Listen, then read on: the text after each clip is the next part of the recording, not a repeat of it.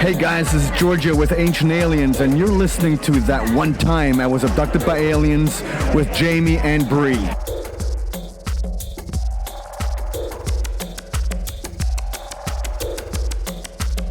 You're listening to That One Time I Was Abducted by Aliens. I'm Jamie. I'm Bree, and we're two sides of the coin. This is the third episode of our Spooktober series here on That One Time I Was Abducted by Aliens. Bree, what's our episode about tonight? Tonight we're going to talk about the black-eyed children. Ooh, the urban legend, the myth, or is it a real thing? Who knows? I see a lot of people saying the black-eyed children are the black-eyed kids, and then I see a lot of abbreviations like BEK. Yeah, Bex, B-E-K-S, Bex. So what are these black-eyed children? Well, they're typically kids, age ranging about 9 to 16. It seems kind of is a good chunk of window of what they are. Just like adolescents. Yeah, they typically have pale skin or like olive skin tone. That don't look natural. Yeah, it doesn't look natural, absolutely. You can tell. Maybe like a pasty, pale very pasty skin. They usually have very monotone voices, and the biggest thing of all is they have big, giant black eyes. Solid black eyes, no pupil, white. Or just pupils, like no whites, no colors, not just black. Solid black. Mm-hmm. So some sort of paranormal entity, urban legend, who knows? A typical encounter, what I've found from my research, is it's usually two of these black-eyed kids approach somebody, whether it be in their car or they're at their home or they're out walking. It's usually a pair and they approach somebody. Always at night. Always seems to be nighttime. I think there's something to that, the nighttime part. Maybe they're maybe disguise themselves a little bit more in the darkness. I also feel like it's usually in more rural areas. The stories are pretty much always the same. Like there's always the same sort of encounter or situation. They always ask for something, whether that be to use your phone or a ride somewhere. But usually the something that they're asking for, they're asking to get closer to you. Yes, they want to be let into your house or let into your car.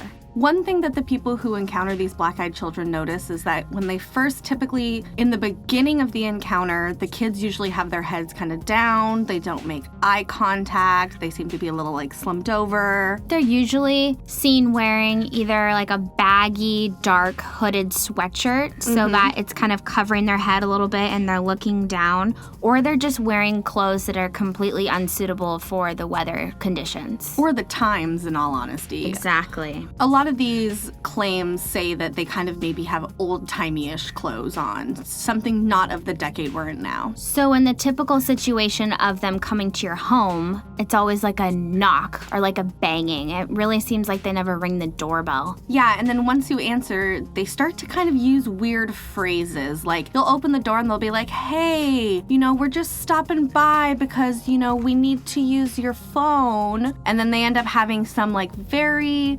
nonsensical excuse about why they need to use the phone. Like their excuse doesn't really add up. It seems like it's also very short. Can we come in? Or we're lost. We need to come in.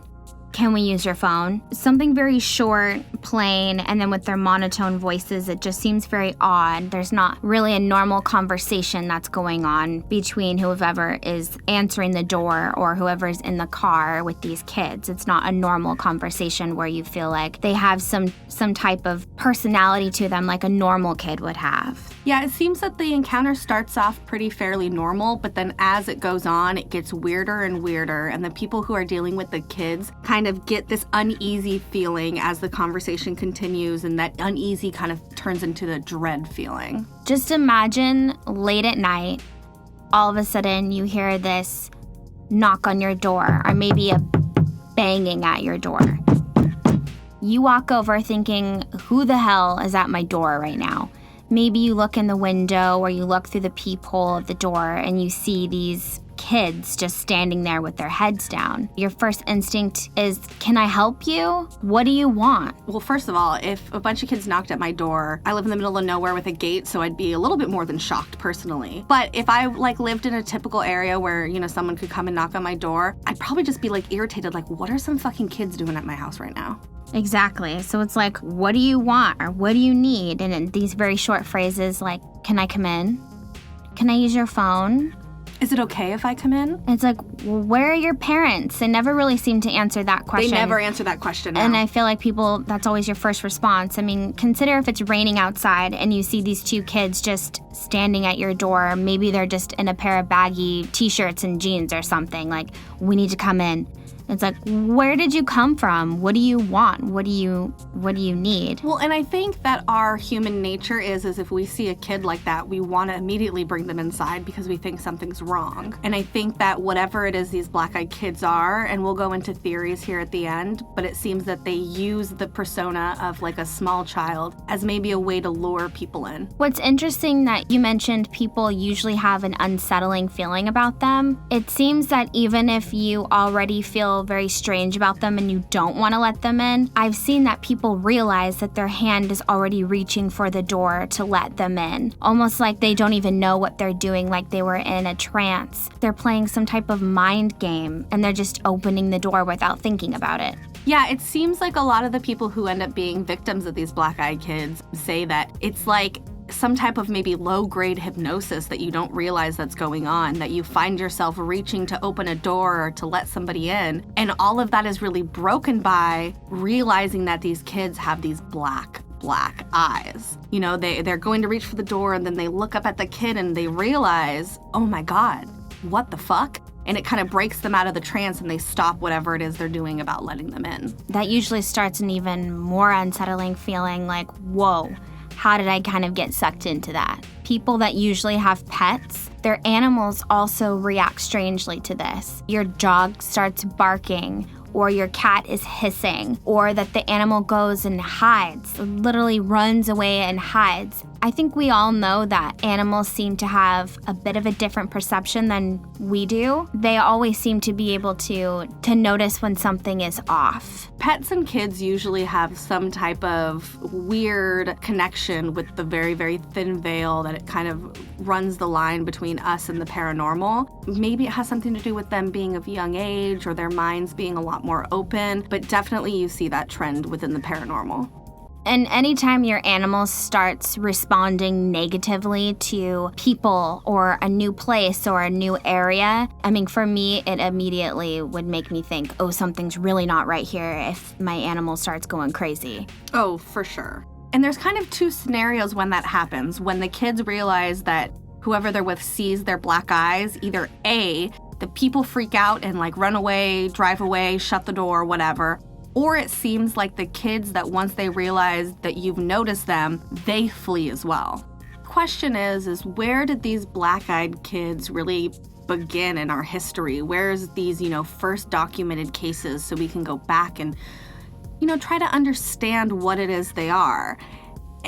And it's not as far back as people would typically think that it is.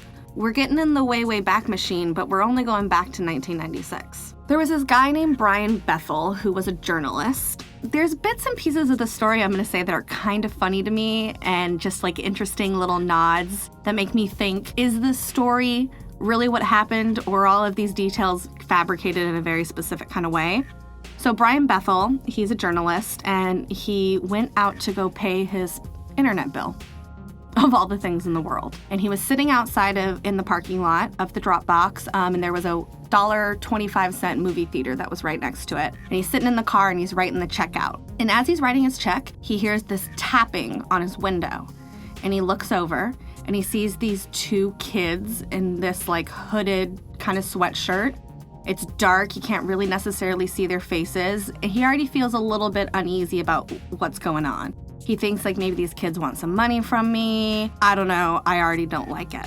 So he rolls down a window just enough so he can talk to them, but not far enough down where anybody could reach inside the car. And the kids explained to him that they were going to go see a movie. They wanted to go see Mortal Kombat and that they forgot their money at home.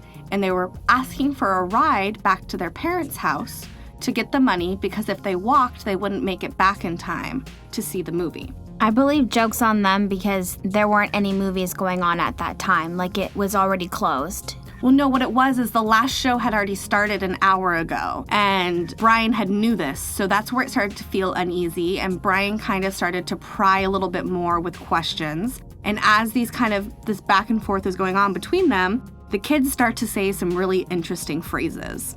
They say to him, like, "It won't take long.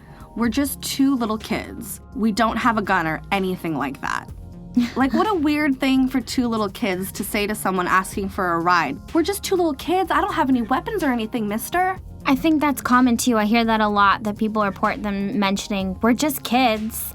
Anytime a kid is going to say something like that would automatically grab my attention, like, that is off. That's strange. A big red flag for me right there when someone's like, "I'm just a kid." That's like me going somewhere and be like, "I'm just a woman." I'm not going to hurt you. I'm just a kid. I need help. Please, you know how many kids are in prison for murder? I don't believe that shit one bit. That's very true. And then so the kids keep pressing, and the kids start to say even more and more outrageous things. And this time they're saying, "We can't come in unless you tell us it's okay. Let us in." Demanding. So he notices at this point that his hand is going towards the door to open it, and in that exact moment, he glances up at the kids and realizes these 4 big, black, soulless eyes looking back at him. Holy shit. He immediately rolls up the window, puts the car in drive, and takes the fuck off. I would too. Here's a little fun fact, what I like about this story, and in my research I realized. This happened in Abilene, Texas. Do you want to know where Abilene, Texas is in Texas? Where? On the 33rd? Yes, ma'am. Oh my God. It is on 32.45, so it is a little more than half of a latitude away from the 33rd parallel. Interesting. Isn't that a little interesting? I wonder if all the reports are and they don't realize that. Well, no, so this also is really, really big in the UK too, and the 33rd parallel doesn't run across the UK. Ah, okay. But I found that very interesting because when I was looking it up and I saw that it was in Texas, my mind immediately went to Dallas, and I was like, wait, where is this town? And so I looked it up, and sure as shit, it was a real close line to each other. So I went and typed in to find the exact coordinates, and I was like, there's no way. So interesting that it always ties back to that fucking parallel. I digress a little bit. Brian goes back home and makes an internet post. I'm assuming something like a Reddit or a 4chan kind of board, whatever they had back then in the 90s. And the story starts to get around. And once the story starts to get around, newspapers start picking it up. Him being a journalist himself ends up writing a story about it. And then people on the internet start to come out and talk about their encounters and their experiences with these black-eyed kids. I think this is really the point where it explodes over the internet. Like most stories or things, once it hits the internet, people take off with it. And it could be a mixture of people that have actually had these encounters or people that are just kind of spreading the legend around even more. The black-eyed kids really have this title of like an urban legend, and definitely how the information got around on the internet makes it feel very much so like an urban legend. Yeah, it does, definitely, because unless you've had your own personal experience, you're just reading about something online that sounds a little bit outrageous. There's another guy that talks about them, and his name is David Weatherly, and he's really more of a paranormal investigator, but he wrote a book called The Black-Eyed Children. Yeah, and in this book, he kind of does as much research as he can about the subject, and he dives back. I think one of the earliest stories in there is about in the 1950s. He actually revised it the second edition because Brian Bethel came and he did an entire chapter about him. He looks into many avenues of where this could come from. So he looks into different religions and different cultures that could have something that sort of report the same instances, but maybe that it looks different. Yeah, he definitely goes in and tries to get as much evidence that he can, although what we will say about this topic is there's not really evidence. We only really have witness stories or friend-to-friend stories, so it even more kind of digs into that campy, urban legend-y vibe because there aren't really, there's no written police reports, there's no big newspaper articles or anything like that, so it's hard to go back and investigate. It's always someone's story. One thing I heard him say was he found that a lot of the stories that he collected were people that came from some type of government background. They were government employees somehow. I don't know how that could really link with anything, but I thought that was an interesting comment for him to say. See, and I know exactly where that can link into some shit, but then we get into the theory side of what we think these things are. That's true. One thing I did hear him say, though, and he was really hesitant to say for book sales reasons, he got a lot of letters from people that found that once they started reading his book, they started having weird paranormal experiences themselves. Weird shit started happening, or maybe they even came across that. Some people wrote to him that they didn't even finish reading the book because they felt like as soon as they started to read about it, they're almost invoking that type of encounter or entity on its own. And what's funny about that is that kind of went on for a few years, and there's a few years on the internet you can look where his book was selling, like each copy, hundreds of dollars each, because people were like obsessed with getting a haunted copy of it. But I'm sure once you start experiencing your own strange shit and you realize, oh my God, it's only because I'm reading this book, I'm invoking the phenomena on its own, I'm sure you'd put the book down because who knows what comes across with that. You know, maybe inside of his book, by you reading it, you're doing some sort of secret ritual that you don't know that you're doing, and you're inviting spirits into your world. Oh, that could definitely be it. One story I've heard him talk about was about a mom that stopped into a market with her son in the car. She left him there because it was a small town. Everyone kind of knew each other. So she ran in, she grabbed her stuff, she jumped back in the car, and she glances at her rearview mirror before she backs out, kind of on autopilot like a lot of us do. You know, we jump out, we jump back in the car. And she noticed that there's this child sitting next to her child with these big black eyes. She jumps out, snatches her kid out of the car, immediately runs inside the market, kind of stumbling like, there's someone in my car. And the clerk walks out there and says, there's no one there. The parking lot is vacant. The car is vacant. And she's very stuck on, no, you don't understand what I've seen. So she calls her husband and says, you need to get your ass down here, basically. I'm not getting back in the car. So the husband shows up. She decides to drive the husband's car home, and he drives her car home. Well, on the way there, he gets into an accident. He totals his car. When she asks her husband, well, what the hell happened? How did you, kind of just run the car into a ditch and total the car? And the only thing that the husband could remember was smelling this really foul scent in the car that kind of just completely enveloped the car right before he crashed. And that's all he remembered. That's crazy. At the hospital, she's asking her son, did you know that little boy? Who was that? And he said, well, no, Mommy, he said he needed help and he needed to come in. And I wanted to help him. I wanted a friend. Being an innocent child, you don't see race, color, anything like that. You think, well, I just want another friend. You don't really care the fact that they have these big black eyes. Well, later, this poor kid ends up getting really sick. He winds up in the hospital, one sickness after the next. Every time they diagnosed him, something else would happen. You know, oh, he has the flu. Oh, maybe he has the measles. And the parents really start to realize that this is something completely different, and maybe this has to do with whoever that kid was in the car. The only thing that the parents knew to do was to basically call the church. They called all their church buddies, they came home, and they surrounded this kid and just did a prayer circle for days until the kid got better. And it worked? The prayers worked? It's hard to find what happens if you let the black-eyed kids in, because presumably, when you do, no one hears from you again. So we don't have a lot of eyewitness testimony about what happens if you do let them in. A lot of people say it's really a bad omen that if they do let them in, something weird happens, like maybe there's a death in the family. Their relationship breaks up, almost like they've ran into a spell of just bad luck, one instance after the next. So why could that happen? What is it about these kids that when you come in contact with them, you either die or someone dies or there's a sickness? What could they be? If they bring all these bad things, how are they bringing them and what are their origins? Especially since they seem to kind of appear and then vanish out of thin air. Something to me almost thinks, could this be an interdimensional situation? Oh, absolutely. That's my always go-to is interdimensional. And even David Weatherly, when he was on Coast to Coast AM May of this year, he even said, I think that they are interdimensional beings. I don't see why not. If they seem to appear and disappear in rural areas, just completely out of nowhere, of course you're thinking, well, how the hell did they get here and how did they just leave so abruptly? You have to think interdimensional, almost like a portal, like how else could they do this? So then if they are interdimensional, what could they be? That's a question, although we want to ask, we can't have an answer of because we don't know what, if it is an interdimensional, we don't know what's beyond the interdimensional.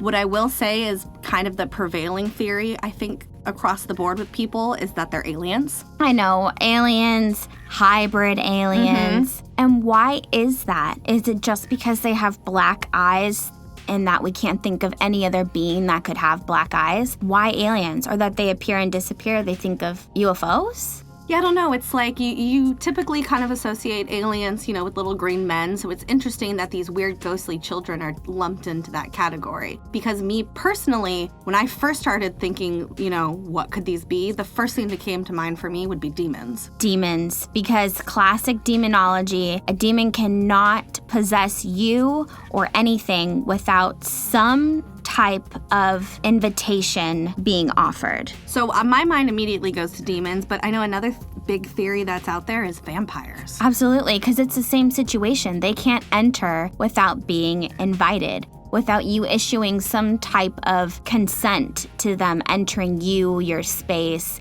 anything like that. And then we get into, I think, the most interesting category, which kind of ties back into the government, which makes me understand why a lot of those people, maybe, who are involved in the government have sightings like this, but the black-eyed kids are really linked to the men in black. Yeah, have read of some stories where when they say our parents are here and they leave, that people see the men in black waiting for them in the shadows or something like that. Absolutely. So, and the men in black have kind of been tied into the government, where a lot of people had say that these are maybe government agents, but not our normal government that we would think of, but maybe our galactic government and their agents and coming down to handle situations. So if the black-eyed kids are tied in with the men in black, I can see that alien government connection there. Like they're showing up to wrangle them back in or something like that. Yeah, and I will say that David Weatherly, when he was on Coast to Coast AM, again, May of this year, he did make a comment about how recently a lot of these black-eyed kids have been witnessed to be with kind of their adult parent, and that it's even just the parents now showing up. So it's not just black-eyed kids, but black-eyed adults that people are seeing now. Right, I heard about that too. And instead of thinking it like they're kids and they're growing up, I don't know, maybe it's just a different situation, because I feel like if they're a spirit or something like that they're not necessarily aging. Maybe also they're trying to switch to the times. Maybe they've realized that, okay, pretending to be little children doesn't necessarily work. Although I don't think pretending to be adults trying to enter your home would be any easier. Yeah, I can't see how that would matter. What makes me think that they would change more into the adults would maybe think that they have a little bit more authority so they could demand something from someone instead of asking, you know what I mean? Like a kid, you have to ask, but if you're a big, scary adult man with black eyes, you more tell somebody what they're gonna do. Like, let me in. Mm-hmm. Well, what do you think that they are? Like, do you have any opinion of what it is? Oh, that's so hard. What I will say, my umbrella term for what they are, I'm going to have to call it an urban legend. Okay. Because I think that that's only fair because of not having evidence. But I'm going to bend to the side of them being interdimensional beings in some capacity. What kind of interdimensional beings? I have no idea, because I don't have a catalog book of what they are where I can pick out like A4732, that model. But there's something about them disappearing and coming and them hiding in the shadows and things like that. And there is something about these weird, scary black eyes that make me think they're not of this earth, but I don't disbelieve people when they say that they've seen them. I have to agree with you. I really don't know if I believe this. Mm-hmm. That's why the urban legend title, although maybe not the best description of it, I mean, it really suits it very well. But does that make me choosy because I believe in aliens and there isn't technically this statement that they exist just like humans do, but it's because of my own experience that I know? If I had my own experience, maybe it would be confirmed for me. Yeah, absolutely. That's what I would have to say. I would say that we're open to the idea, but until we have our own experience, we can't say that it's real or not real. But I'm open to the idea. But I will say, and I'll broadcast this on the air, I don't want to have my own encounter with them. Right. We're not. Like, I'm not looking for it. This is not an invitation. This is not an invitation. Do not take it as such. I'm cool with thinking that you're possibly real, and I don't want to find out. I think if they were anything, I definitely agree with the whole interdimensional thing, but I also sort of lean towards Demonic? A demon. Yeah, so do I. Just based off of their eyes, the feeling that people seem to experience. When we come across something that is evil, I think we feel it. Automatically, you feel unsettled, you feel uncomfortable, you feel like you're in danger. And if people are feeling this way, I sort of tend to lean towards more, okay, this is something evil. And also with demons, they can't fully take a human form. There's always something off about them, whether it's their hands, their feet, or their eyes. So maybe this is a different type of demon, or maybe an experimental demon, like pretending to be a child because it's easier for them to be let in, but their eyes are the same. Well, and I will say that there are some instances of the people saying that the black-eyed kids have talons for feet instead of regular feet. What? And so that's another thing that could be very demony. If we go into that world, do you want to know what that also sounds like a little bit to me? A skinwalker. Well, I guess because a skinwalker is a shapeshifter. Exactly. And so these kids could definitely be a shapeshifter. Oh, for sure, but it gives me those vibes. But what I will say about the demon thing, the demon and the interdimensional beings, those aren't two separate things. How do we know that demons aren't just interdimensional beings? Very true. A spirit is a spirit, right? Yep. It might just be a demonic interdimensional being. Some type of evil entity. I completely agree with that.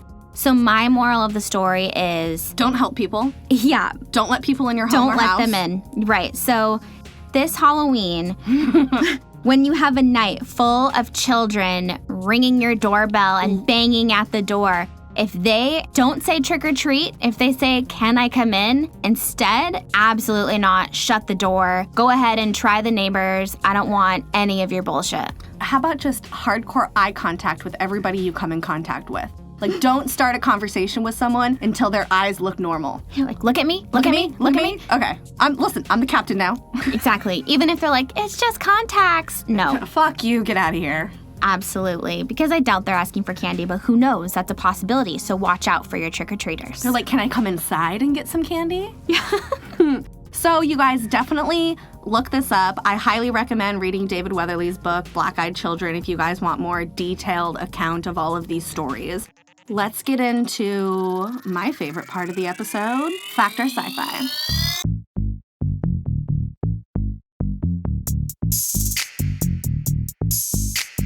All right, guys, this week's Fact or Sci-Fi. Did a UK resident catch proof of a UFO flying right over the moon? So there's a UK resident, and this was in September, and he was filming a close-up version of the moon, and he started to see something moving, and he adjusted the camera and followed it. It's an interesting piece, I will say. I watched it a few dozen times, and I looked at a lot of people's comments and kind of weighed it all out. Why don't you tell me if you think it's fact or sci-fi? You know, I have to tell you, my first instinct was to sci-fi it when I saw the video. I find myself being pulled into this middle zone that I call middle bitch, though. I mean, I don't know. It's unidentified. Who knows? I first thought maybe it was just photoshopped. Who's to say it's alien? It could be one of our ships that we have flying around outer space that we have yet to see or have yet to have confirmed for us, but it's definitely still happening and it's real. So maybe I sort of lean more towards the middle bitch. So I'm going to have to kind of side with you on that one. I'm leaning a little bit more towards the sci-fi side. I don't necessarily think that it's a UFO or aliens. I definitely think it's something that needs to be explained. I don't necessarily think that the footage is photoshopped. I don't get those vibes off of it right away. That could also just mean it's a really good fake. But I've seen a lot of these moon videos of people catching, shadows and stuff on the moon, and they're all very similar looking to this. So it makes me lean a little bit more in that middle area. I wish I had more information. I wish that the clip was longer. I wish that maybe MUFON interviewed him and so we could have a more detailed explanation of what it is we're looking at. But it also might just be space junk. I have a whole fucking gripe about space junk because why don't we see pictures of it? And I just want to let everyone know that for the past week, every single day, our Twitter has retweeted the same tweet at Neil deGrasse Tyson asking him, why don't we see any pictures of space junk? And he has yet to answer me, and I'm going to keep tweeting him until he does. Because I see him on a lot of talk shows, him and Bill Nye, and they talk about this huge space problem with all this space junk, and it's going to ruin the International Space Station and this and that. But you look at videos, you look at pictures, and you look at all these different things, and you never see not a bit of space junk, and so I call bullshit on all of it. Just to add another layer of fact or sci-fi, you sci-fi the concept of space junk. Absolutely. Yeah. So we'll go into what some of our Patreons have said, and we'll start with Raya, and her only question is fact, ? So was that kind of middle bitching? I think it's kind of middle bitching. Outro version, Simon said, sorry, I haven't done a Factor Sci-Fi. I didn't know they were here on your Instagram. He said, I think there's so much going on the moon. There's some great footage of UFOs coming from it and passing it, but I don't feel like this is it. If you could see it in the same direction as the moon here, it'll just look like a rock passing through space. Good point. If it were a spaceship, it doesn't even look like it's facing the right direction. How would they be able to see where they're going? So he sci-fi's it. I think that's a sci-fi. And Yeah. Matt also sci-fi'd it as well. He was kind of like, ugh, I'm not really that much about it. My first response, same, like, ugh, and then I'm like, oh, maybe. Yeah, and that's what it is. Typical. It's like, but then it's like, but I also have an open mind, so. That's what makes it hard for the open-minders over here. We're going to have to leave this one as a middle bitch. I don't think we're ever going to resolve it. I think that we're just going to probably have to see more footage, and hopefully one day we have answers to all of it. Agree. So let's talk about something a little bit more special. Why don't we get into the wiser side of our episode? Let's get into our conscious quote of the day. This conscious quote of the day, I don't actually know who said it, Ooh. but I will tell you where I saw it. I saw it on an Instagram account, and it's called Spiritually Awake, and I love most of the quotes and the content that's on that Instagram. Most. You know, like, of course, with most things, right? But this one, it really stuck out to me because I was like, ooh, that's a fact. All right, let's hear it. Once you become consciously aware of just how powerful your thoughts are, you will realize everything in your life is exactly how you allow it to be. And Can I get an it. amen? Can I get an amen? Yeah, like I think we've been saying this almost every episode. I feel like your mind is an incredibly powerful tool. You create your own reality, and if you think it's real and believe it to be true, then it is for you. I think it's also once you become more consciously aware, you realize really how responsible you are for everything around you. It stops becoming a game of pointing who's at fault, trying to find the blame, and realize that whatever is in your life or whatever is surrounding you or whoever is surrounding you is because you allow that to be. Maybe it's to teach you a lesson. It's the same sort of thing. You allow that, you draw that to you, and you want that. You know, same goes for if black-eyed children arrive at your house and some sketchy shit happens, like, hey, you allow them to come in or not. That's up to you. Exactly. The consequences, everything in life is really because you choose it to be. All right, Bree, let's jump into our shout-out. Today's That One Time I Was Abducted is provided by our Patreon members. Patreon, you guys rock. Let's start off at the skeptic level. We have Jan from the Good, the Bad, and the Just Plain Standard podcast. Then we have our True Seekers, Jamie's mom, Shayna, Hey, Shay, Destiny at Destiny from Space. Simon at Outro Version, and also on Reddit. Then we're going to go up to our first made-up category here, which is the Skeptical Truth Seeker, and we're going to shout out Adam. Adam hosts a podcast called Not For Everyone Podcast, and he also hosts a live love line on kzsm.org. Next, we have our middle bitches. Middle bitch. Raya. Hey, Rai, I love you. We also have Scotty at Scotty Doodle. Scotty Doodle. And we also have Bobby, who is Adam's co-host on Not For Everything podcast. And you can find him on Instagram at PinballBobby and at Not For Everyone podcast. We're going to go into our second made-up category, which is going to be the skeptical middle bitch. AP at Weather Traditions. Hey, AP, thank you. We love you. And then we're going to get into the one, the only, Anything Is Possible. Matt, thank you, Matt. You're the bomb. You the bomb. Thank you guys so much for all of your support. And we're actually going to be putting some good things here on our Patreon in the next week or two. We have some new interviews that'll be going up there that will only be available to you guys. Yeah, quite an interesting interview. You guys might like that. I think Raya is going to like that one in particular. Oh, for sure. I'll agree if she listens to it. If she listens. We want to thank you guys so much for listening. You guys can keep in contact with us if you follow us on Instagram at thatonetime-I-was-abducted. Shoot us an email at thatonetime-I-was-abducted@gmail.com. Find us on Facebook and on Twitter. If you guys want to help with my Twitter campaign, retweet my tweet to Neil and hopefully he'll answer us. Where the hell is it? Where's the proof? That's what I'm saying. Hashtag where's the space junk? Hashtag space junk is a lie. Hashtag show me. Ooh, I like that. Hashtag space junk too. Hashtag if you don't believe in aliens because you haven't seen one, then where's the space junk? How am I supposed to believe it? All right, guys. Love you guys. Have a good week. Thank you so much. We love you. And as always, Mountain View, California can go suck a dick.